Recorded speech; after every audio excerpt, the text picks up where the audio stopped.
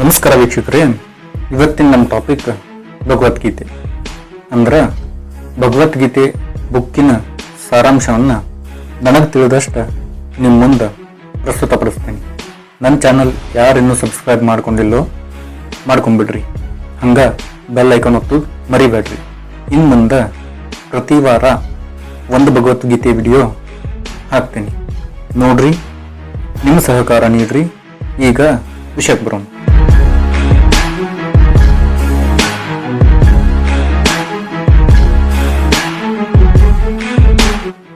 ಭಗವದ್ಗೀತೆ ನಮ್ಮ ಪ್ರಕಾರ ಇದು ಎಲ್ಲರೂ ಓದಲೇಬೇಕಾದಂಥ ಪುಸ್ತಕ. ಇದು ಬರೀ ಪುಸ್ತಕ ಅನ್ನೋಕ್ಕಿಂತ ನಮ್ಮ ಜೀವನದ ಮೌಲ್ಯಗಳನ್ನು ನಮ್ಮ ಮುಂದೆ ಬಿಚ್ಚಿಡೋ ಒಂದು ಮಾರ್ಗದರ್ಶಕ ಅಂದ್ರೆ ತಪ್ಪಾಗಂಗಿಲ್ಲ. ಇದು ಯಾವುದೋ ಒಂದು ಜಾತಿ, ಧರ್ಮ, ಕುಲಕ್ಕೆ ಸಂಬಂಧಪಟ್ಟಿದ್ದಲ್ಲ. ಇದನ್ನು ಯಾರು ಬೇಕಾದರೂ ಓದಿ ಅವ್ರ ಜೀವನದೊಳಗೆ ಅಳವಡಿಸ್ಕೊಂಡ್ ಬಿಟ್ರೆ ಸಾಕು, ಜೀವನ ಸಾರ್ಥಕ. ಭಗವದ್ಗೀತೆ ನಮ್ಮ ಶಾಸ್ತ್ರ, ಪರಂಪರೆ, ಇತಿಹಾಸದೊಳಗೆ ಬಹಳ ಮಹತ್ವದ ಗ್ರಂಥ. ನಮ್ಮ ಪೂರ್ವಜರು ಅಂದ್ರೆ ನಮ್ಮ ತಾತ, ಮುತ್ತಾತ, ಅವ್ರ ಮುತ್ತಾತ ಅವ್ರ ಕಾಲದಿಂದನೂ ಭಗವದ್ಗೀತೆಗೆ ವೇದಕ್ಕಿಂತ ಶ್ರೇಷ್ಠ ಅನ್ನುವಷ್ಟು ಮಹತ್ವ ಕೊಟ್ಟಾರ. ಇದಕ್ಕೆ ಸರಿಸಾಟಿಯಾದ ಕೃತಿ ಇನ್ನೊಂದಿಲ್ಲ. ಎಲ್ಲ ಆಧ್ಯಾತ್ಮ ಸಾರವನ್ನ ಹೊತ್ತ ಮಹಾಭಾರತದ ಸಾರ ಈ ಭಗವದ್ಗೀತೆ. ಅರ್ಥದ ಭಾರದಿಂದ ತುಂಬಿರುವ ಮಹಾಭಾರತ ಶಾಸ್ತ್ರಗಳಲ್ಲಿ ಶ್ರೇಷ್ಠ ಗ್ರಂಥ. ಇಂಥ ಮಹಾಭಾರತದಲ್ಲಿನ ಭಗವದ್ಗೀತೆ ಇನ್ನೂ ಶ್ರೇಷ್ಠ. ಭಗವದ್ಗೀತೆಯನ್ನ ಸಮಗ್ರವಾಗಿ ತಳಸ್ಪರ್ಶೀಯವಾಗಿ ಅಧ್ಯಯನ ಮಾಡಿದ್ರೆ ನಮ್ಮ ಭಾರತೀಯ ತತ್ವಶಾಸ್ತ್ರದ ಸಮಗ್ರ ದರ್ಶನ ಆಕೈತಿ.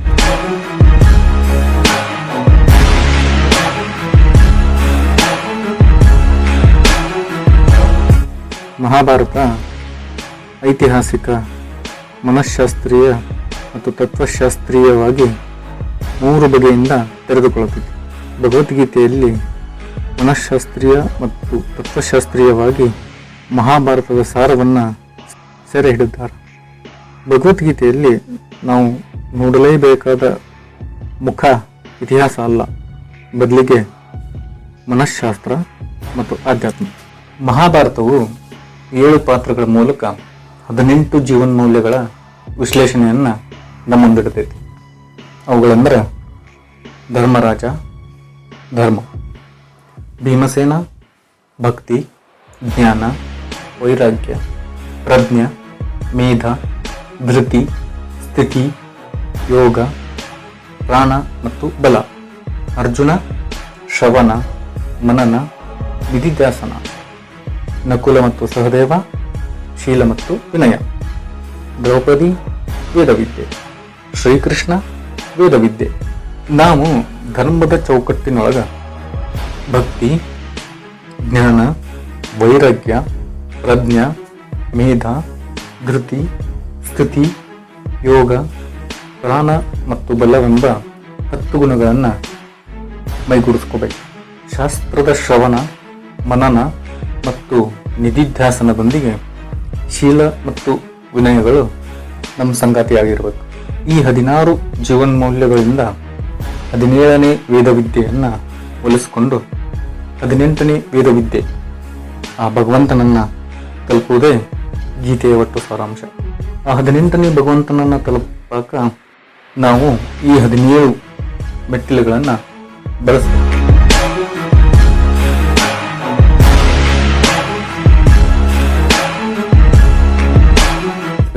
ಭಾರತೀಯ ತತ್ವಶಾಸ್ತ್ರದ ಅತ್ಯಂತ ಮಹತ್ವದ ಸಂಖ್ಯೆ ಈ 18. ಇದು ತತ್ವಶಾಸ್ತ್ರದ ಎಲ್ಲಾ ರಹಸ್ಯಗಳನ್ನ ತನ್ನ ಮಡಿಲೊಳಗೆ ಬಚ್ಚಿಟ್ಕೊಂಡೈತಿ. ಮಹಾಭಾರತದೊಳಗ ಸತಕ ಈ ಸಂಖ್ಯಾ ಚಮತ್ಕಾರನ ಕಾಣ್ಬೋದು. ಮಹಾಭಾರತದಾಗ ಒಟ್ಟು 18 ಪರ್ವಗಳದಾವು. ಮಹಾಭಾರತದ ಸಾರವಾದ ಗೀತೆಯೊಳಗ 18 ಅಧ್ಯಾಯಗಳದಾವು.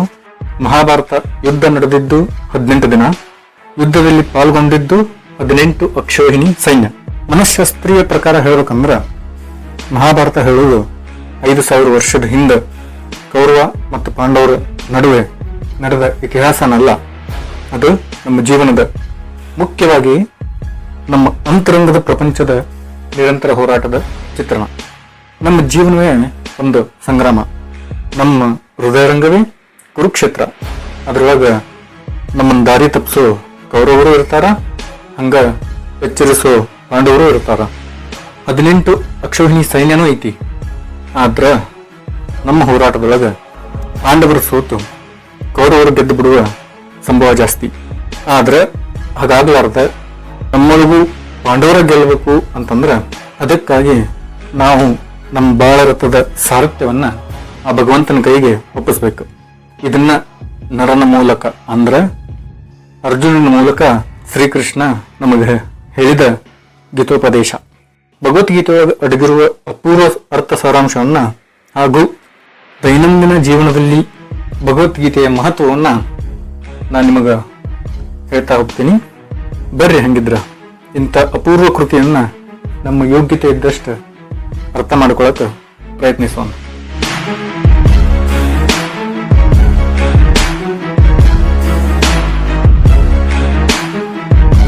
ಸಾಮಾನ್ಯವಾಗಿ ಭಗವದ್ಗೀತೆಯೊಳಗ ಮೊದಲನೇ ಅಧ್ಯಾಯಕ್ಕೆ ಹೆಚ್ಚು ಒತ್ತು ಕೊಡಲಾರ್ದ ಡೈರೆಕ್ಟ್ 2ನೇ ಅಧ್ಯಾಯ ಅಂದ್ರ ಯುದ್ಧರಂಗದಲ್ಲಿ ಗೊಂದಲಕ್ಕೊಳಗಾದ ಅರ್ಜುನನಿಗೆ ಶ್ರೀಕೃಷ್ಣನ ಉಪದೇಶ ಅಂತೇಳಿ ಪ್ರಾರಂಭ ಮಾಡ್ತಾರೆ. ಆದ್ರೆ ಮೊದಲ ಅಧ್ಯಾಯದೊಳಗ ಮನಃಶಾಸ್ತ್ರ ಅಂದ್ರ ಸೈಕಾಲಜಿಗೆ ಸಂಬಂಧಪಟ್ಟ ಬಹಳ ವಿಚಾರ ಅದಾವು. ಈ ಹಿನ್ನೆಲೆಯೊಳಗ ಭಗವದ್ಗೀತೆ ಈ ಅಧ್ಯಾಯನ ಅರ್ಜುನನ ವಿಷಾದ ಯೋಗ ಅಂತ ಕರೆಯುವುದು ಪ್ರಸ್ತುತ ಅನ್ಸಂಗಿಲ್ಲ. ಈ ಅಧ್ಯಾಯದೊಳಗ ಯುದ್ಧ ನಡೆಯೋಕ್ಕಿಂತ ಮುಂಚೆ ಯುದ್ಧ ಭೂಮಿಯೊಳಗೆ ನಿಂತಿದ್ದ ಅರ್ಜುನ ಮತ್ತು ದುರ್ಯೋಧನರ ಮನಸ್ಥಿತಿ ಹೆಂಗಿತ್ತು ಅನ್ನೋದ್ರದ ವಿಶ್ಲೇಷಣೆ ಕೊಡ್ತಾರ.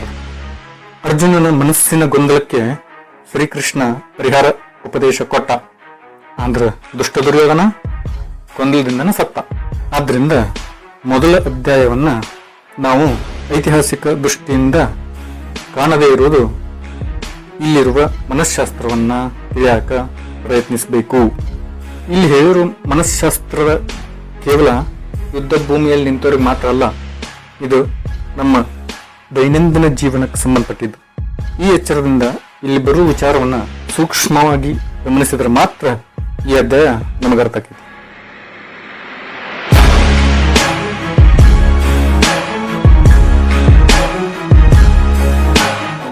ಭಗವದ್ಗೀತೆ ಚಾಲು ಆಗುದು ಧೃತರಾಷ್ಟ್ರನ ಪ್ರಶ್ನೆಯಿಂದ. ಧೃತರಾಷ್ಟ್ರ ಅಂದ್ರ ರಾಷ್ಟ್ರವನ್ನ ಧಾರಣೆ ಮಾಡಿದವ ಅಂತ ಅರ್ಥ. ಅಂದ್ರ ಸತ್ಯದ ಬಗ್ಗೆ ಕುರುಡಾಗಿ ಕಣ್ಮುಚ್ಚಿ ಮಲಗಿರುವ ಜೀವನ ಧೃತರಾಷ್ಟ್ರ. ದುರ್ಯೋಧನ ಅನ್ನೋದು ನಮ್ಮೊಳಗಿರೋ ದುಷ್ಟತನದ ಪರಾಕಾಷ್ಠೆಯ ಸಂಕೇತ. ಭೀಷ್ಮ, ದ್ರೋಣ, ಕೃಪಾ, ಶಲ್ಯ, ಕರ್ಣ ಇವರೆಲ್ಲರೂ ನಮ್ಮ ಇಂದ್ರಿಯಗಳಿದ್ದಂತೆ. ನಮ್ಮ ಮನಸ್ಸಿನಲ್ಲಿರುವ ಕೆಟ್ಟತನದಿಂದ ನಾವು ನಮ್ಮಲ್ಲಿರುವ ಅಮೂಲ್ಯ ಇಂದ್ರಿಯಗಳನ್ನ ಕೆಟ್ಟ ಕಾರ್ಯಕ್ಕೆ ಬಳಸ್ತೀವಿ. ಪ್ರಸ್ತುತ ಇಂದ್ರಿಯಗಳು ಕೆಟ್ಟವಲ್ಲ, ಆದ್ರೆ ಕೆಟ್ಟದ್ರ ಜೊತೆ ಸೇರಿ ಕೆಟ್ಟದ್ದನ್ನು ಮಾಡ್ತಾವ.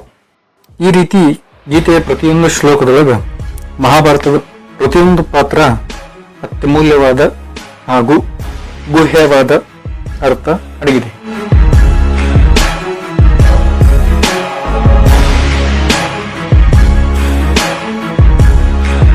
ಧರ್ಮಕ್ಷೇತ್ರೇ ಕುರುಕ್ಷೇತ್ರೇ ಸಮವೇತ ಯುತ್ಸವ ಮಾಮಕ ಪಾಂಡವ ಚ ಏವ ಕಿಂ ಆಕುವರ್ತ ಸಂಜಯ. ಇದರ ಅರ್ಥ ಏನಂದ್ರ ಧರ್ಮದ ಸ್ಥಾನವಾದ ಕುರುಕ್ಷೇತ್ರದೊಳಗ ಯುದ್ಧದ ಆಸೆಯಿಂದ ನೆರೆದ ನನ್ನವರು ಅಂದ್ರ ಕೌರವರು ಮತ್ತು ಪಾಂಡವರು ಏನು ಮಾಡಿದ್ರು ಅಂಥೇಳಿ ಸಂಜಯ್ಗ ಧೃತರಾಷ್ಟ್ರ ಕೇಳ್ತಾನ. ಈ ಹಿಂದೆ ಹೇಳಿದಂಗ ಧೃತರಾಷ್ಟ್ರನ ಪ್ರಶ್ನೆ ಜೀವದ ಕುರುಡು ಪ್ರಶ್ನೆ ಕೂಡ ಹೌದು.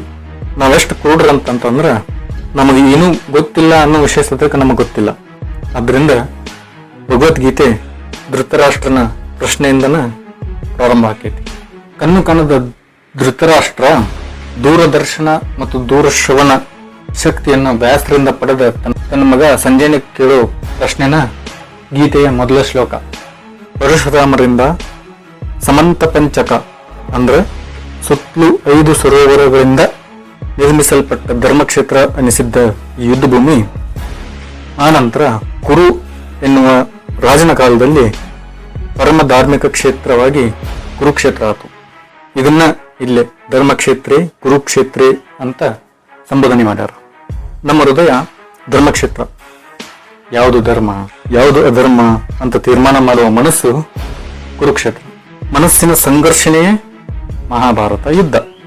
ಇಲ್ಲಿ ಕುರುಡ ಧೃತರಾಷ್ಟ್ರ ಸಂಜಯ್ ಕೇಳುವುದೇನಂತಂದ್ರೆ, ಹೋರಾಟ ಬಯಸಿ ಎದುರಾದ ನನ್ನವರು ಮತ್ತು ಪಾಂಡವರು ಏನ್ ಮಾಡಿದ್ರು ಅಂತ.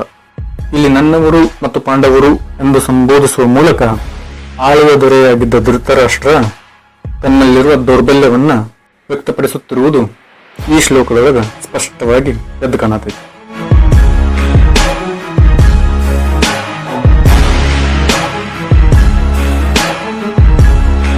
ದೃಷ್ಟ್ವಾ ತು ಪಾಂಡವ ಅನೀಕಂ ವ್ಯೂಢಂ ದುರ್ಯೋಧನ ತದಾ ಆಚಾರ್ಯಂ ಉಪಸಂಗಮೆ ರಾಜಾವಚನಂ ಅಬ್ರೀವತ. ಇದರರ್ಥ, ಆಗ ದೊರೆಯಾಗಿದ್ದ ದುರ್ಯೋಧನ ಸಜ್ಜುಗೊಂಡ ಪಾಂಡವರ ಪಡೆಯನ್ನ ಕಂಡ ಆಚಾರ್ಯರ ಹತ್ರ ಹೋಗಿ ಮಾತಾಡಕತ್ತಾನ ಅಂಥೇಳಿ ಸಂಜಯ ಧೃತರಾಷ್ಟ್ರನಿಗೆ ಹೇಳ್ತಾನ. ಈ ಶ್ಲೋಕ ವಿಶ್ಲೇಷಣೆ ಮಾಡೋಕ್ಕಿಂತ ಮೊದಲ ಇಲ್ಲಿ ಬಂದಿರೋ ಅನೀಕ ಅನ್ನೋ ಪದದ ಅರ್ಥನ ಸ್ವಲ್ಪ ತಿಳ್ಕೊಂಬಿಡೋದು. ನಿಮಗೆ ಗೊತ್ತಿರೋ ಹಂಗ ಮಹಾಭಾರತ ಯುದ್ಧದೊಳಗ ಪಾಲ್ಗೊಂಡಿದ್ದ 18 ಅಕ್ಷೋಹಿಣಿ ಸೈನ್ಯ, ಅದರೊಳಗ 7 ಅಕ್ಷೋಹಿಣಿ ಸೈನ್ಯ ಪಾಂಡವರ ಕಡೆ, ಉಳಿದ 11 ಅಕ್ಷೋಹಿಣಿ ಸೈನ್ಯ ಕೌರವರ ಕಡೆ. ಇಲ್ಲಿ ಅಕ್ಷೋಹಿಣಿ ಅಂತಂದ್ರ ಸೇನೆಯ ಅತಿ ದೊಡ್ಡ ವಿಭಾಗ. ಹಿಂದಿನ ಕಾಲದೊಳಗ ಸೇನೆಯನ್ನ 9 ವಿಭಾಗಗಳಾಗಿ ವಿಂಗಡಿಸ್ತಿದ್ರು. ಅವುಗಳೆಂದ್ರ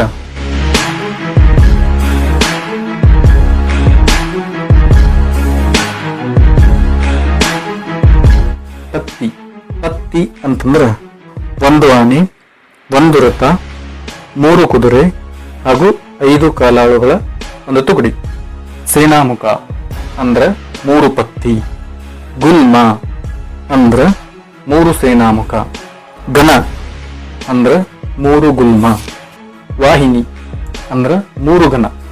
ಪ್ರತನ ಅಂದ್ರ 3 ವಾಹಿನಿ. ಚಮು ಅಂದ್ರ 3 ಪ್ರತನ. ಅನಿಕಿನಿ ಅಂತಂದ್ರ 3 ಚಮು. ಅಕ್ಷೋಹಿಣಿ ಅಂತಂದ್ರ 10 ಅನಿಕಿನಿ ಅಂದ್ರ 21,870 ಆನೆ, 21,870 ರಥ, 65,610 ಕುದುರೆ, 1,09,350 ಕಾಲಾಳುಗಳು. ಇಲ್ಲಿರೋ ಸಂಖ್ಯಾ ಚಮತ್ಕಾರ ನಮ್ಗೆ ಗಮನಿಸಿ ನೋಡ್ರಿ. 21,870ನ್ನ 2 + 1 + 8 + 7 ಕೂಡಿಸಿದ್ರ 18 ಬರ್ತೈತಿ. ಹಂಗ 65,610 6 + 5 + 6 + 1 + 0 ಕೂಡಿಸಿದ್ರೆ 18 ಬರ್ತೈತಿ. 1,09,350 ಅದನ್ನ 1 + 0 + 9 + 3 + 5 + 0 ಕೂಡಿಸಿದ್ರೆ 18 ಬರ್ತೈತಿ. ಈ ಮೇಲಿನ ಲೆಕ್ಕಾಚಾರದ ಪ್ರಕಾರ 1 ಅನಿಕಿನಿ ಅಂತಂದ್ರ 10ನೇ 1 ಅಕ್ಷೋಹಿಣಿ ಅಂದ್ರ 2,187 ಆನೆ, 2,187 ರಥ, 6,561 ಕುದುರೆ, 10,935 ಕಾಲಾಳುಗಳು. ಇದು ಪಾಂಡವರ ಸೇನೆಯ 70ನೇ ಒಂದು ಭಾಗ. ಯುದ್ಧ ಮಾಡುವಾಗ ಎಲ್ಲ 18 ಅಕ್ಷೋಹಿಣಿ ಸೈನ್ಯ ಒಮ್ಮೆಗೆ ಸೇರಿ ಯುದ್ಧ ಮಾಡಂಗಿಲ್ಲ. ಒಂದು ಸಲ ಒಂದು ಸೇನಾ ತುಕಡಿ ಒಂದು ಟೈಮಿಗೆ ನಿರ್ದಿಷ್ಟ ವ್ಯೂಹ ರಚನೆ ಮಾಡಿಕೊಂಡು ಯುದ್ಧ ಮಾಡ್ತಾರೆ.